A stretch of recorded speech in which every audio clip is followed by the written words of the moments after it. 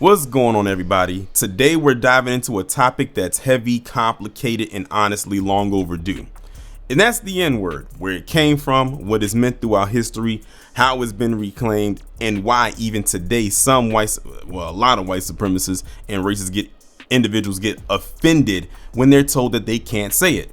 Because when you really look at it, the obsession some people have with that word says a lot more about power than it does more so about language.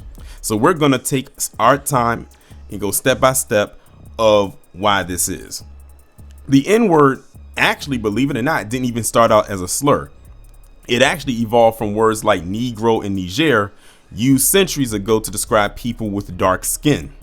But during the transatlantic slave trade, that word changed. It became twisted and weaponized. It wasn't just a descriptor anymore. It became a label used to justify dehumanization. When enslaved Africans were brought to the Americas, the N-word became a way for white enslavers to strip away identity and to turn people into property.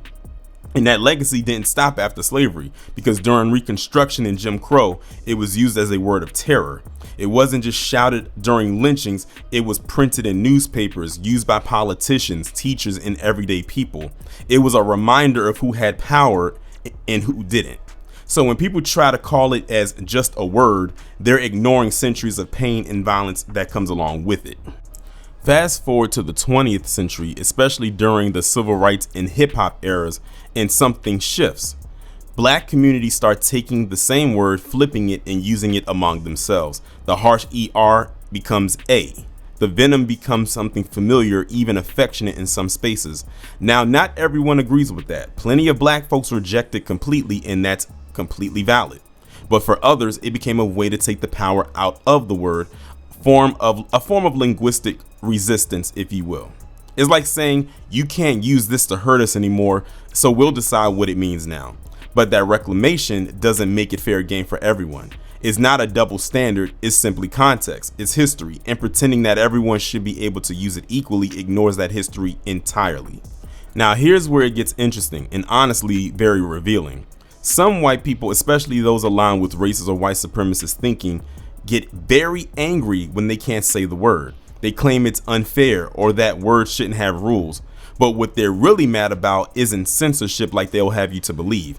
It's loss of power and control. For centuries, white supremacy meant total dominance socially, politically, and culturally.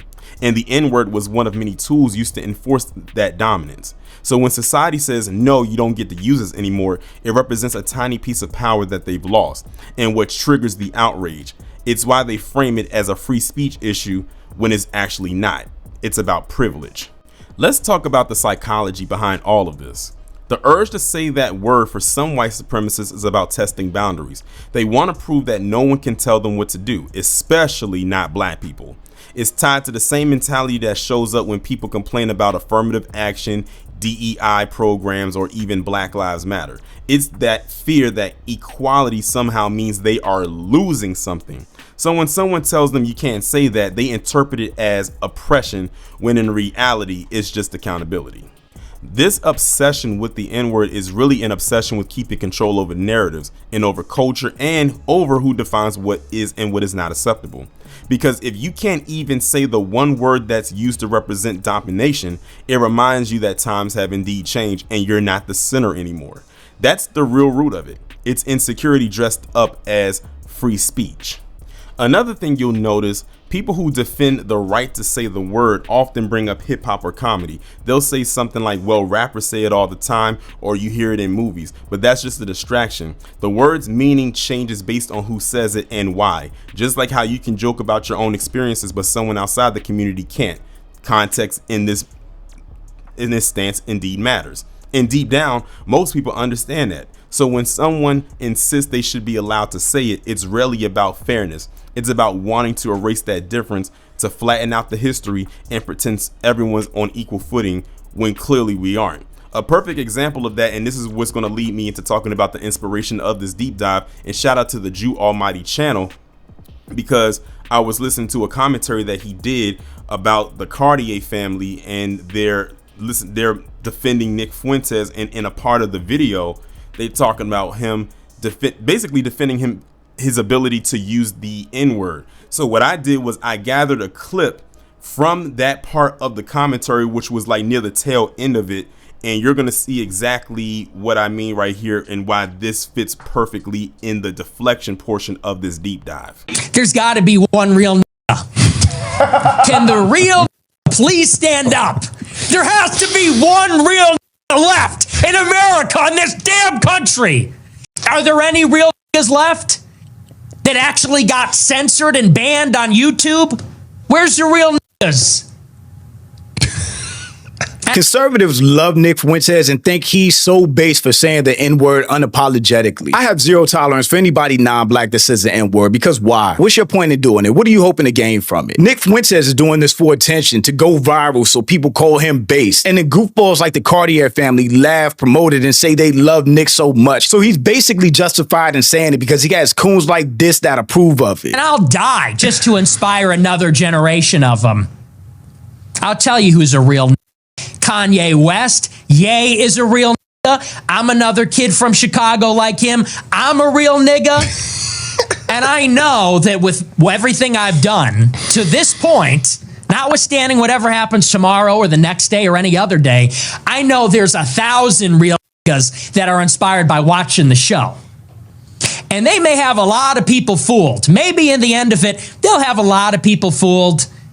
Maybe they'll get you to think I'm a horrible person, whatever. I know there's at least 1,000 real-ass niggas that watch the show, are smart enough to understand what I'm saying. They're going to take this information and they're going to blow up the second Death Star, whether I'm here to see it or not.